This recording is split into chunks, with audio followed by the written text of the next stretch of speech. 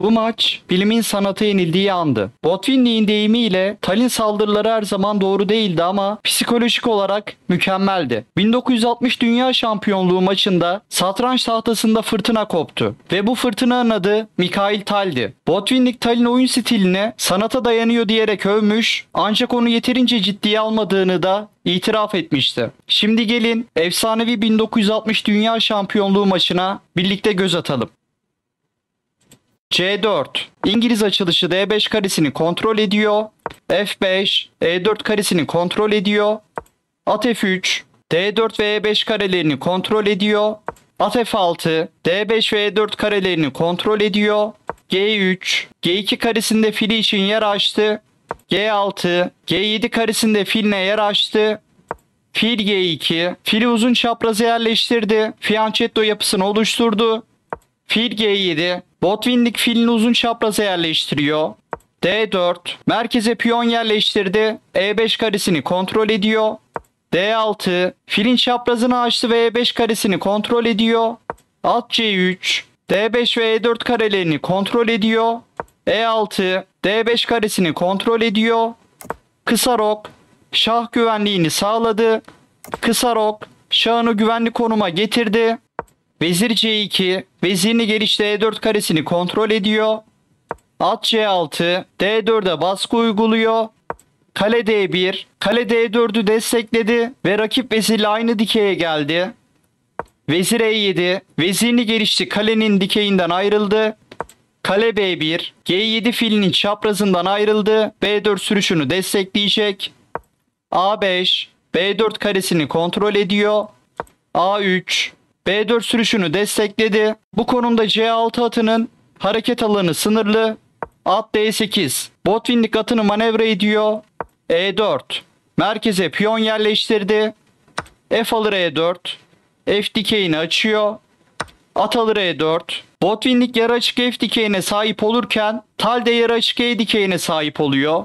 At alır E4, vezir alır E4, atlar değişildi. At F7, at E5 ve G5 karelerini kontrol ediyor. Fil H3, E6 piyonla baskı uyguladı. Vezir F6, D4'e ve F3 atına baskı oluşturuyor. Fil D2, tal fili gelişti. Kaleler arasındaki bağlantıyı sağladı. D5, merkeze piyon yerleştirdi. Veziri istiyor. Vezir E2, vezir tehditten çıkıyor ve C4'ü destekliyor. D alır C4, Botvinnik piyon öne geçiyor. Vezir bu konumda atın savunmasına bağlı. Bu yüzden C4'ü alamıyor. Fil F4, C7'ye baskı uyguladı. At D6, filin C7'ye bakışını engelliyor. At G5, E6'ya olan baskıyı artırdı. Kale E8, E6'yı korudu. Fil G2, fil B7'ye baskı uyguladı. C8 fili B7 piyonunun savunmasına bağlı. Fil gelişemiyor. Fil gelişemediği için A8'deki kale de oyuna giremiyor. Kale A6, kale 6. yataydan oyuna girdi. At E4, vezirle ata basıyor. At alır E4, fil alır E4, atlar değişildi. B5, alan kazandı, C4'ü destekledi.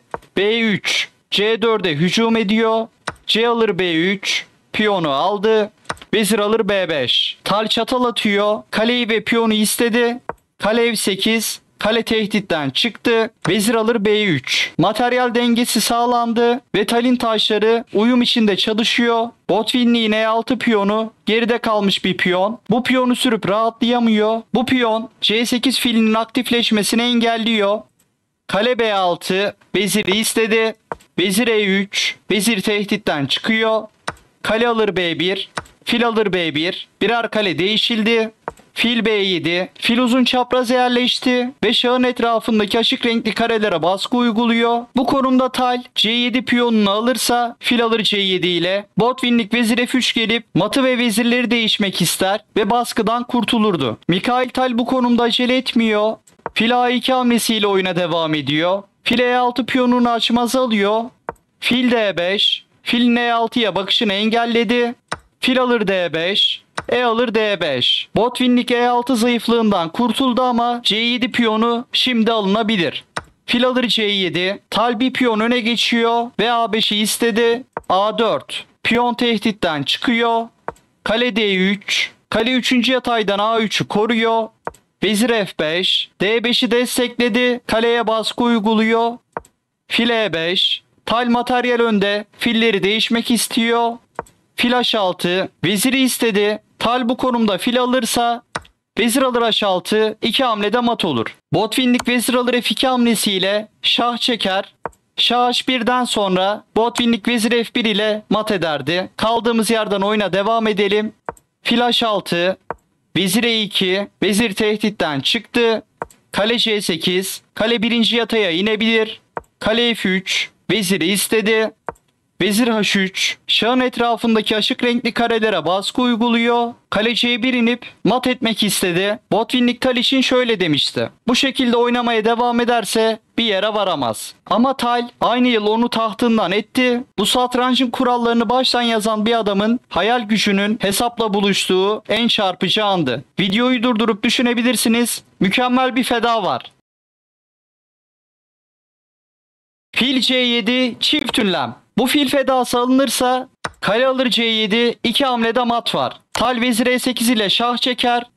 Fil F8 kapatılırsa vezir alır F8 ile tal mat ederdi. Vezir E8'e geri dönelim. Vezir E8, Botvinnik şah G7 hamlesiyle oyuna devam ederse vezir F8 ile mat olur. Kaldığımız yerden oyuna devam edelim. Fil C7. Botvinnik bu fili alamıyor ve C7'deki fil kalenin dikeyini kapattı. Fil F8. Vezir E8 şah çekişleri engelledi. Fil almak istiyor.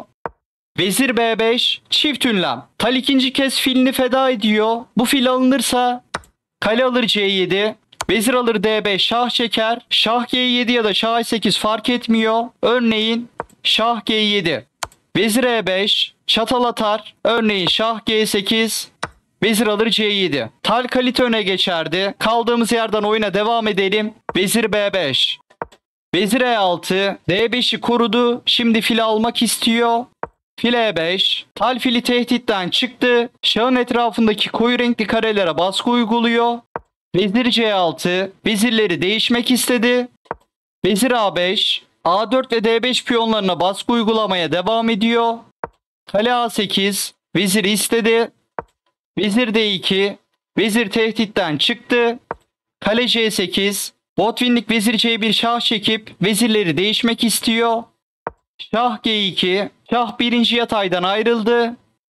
Vezir D7. Kalenin dikeyini açtı. Vezir A4 ve D5 piyonlarını korumaya devam ediyor. Bu konumda problem, Mikhail Tal rahatça Botvinnik'in piyonlarına baskı oluştururken Botvinnik hedef bulamıyor. Botvinnik sadece savunma yapmak zorunda kalıyor. H4. Şah kanadından alan kazanıyor ve H5 sürüp şahı iyice zayıflatmak istiyor. Botvinnik vezir G4 geliyor ve Botvinnik oyunu terk ediyor. Botvinnik bir piyon geride ve tehdit oluşturamıyor. Tal'in çok güçlü bir baskısı var. Örnek bir devam yolu olarak vezir A5, A4 ve D5 piyonunu istediğinde vezir D7 piyonları korur. Vezir A6, örneğin kale E8, kale C3, kale C7 inmek ister. Kale E7, kale C7. Botvinnik'in terk ettiği konumda videoyu bitirelim. Vezir G4.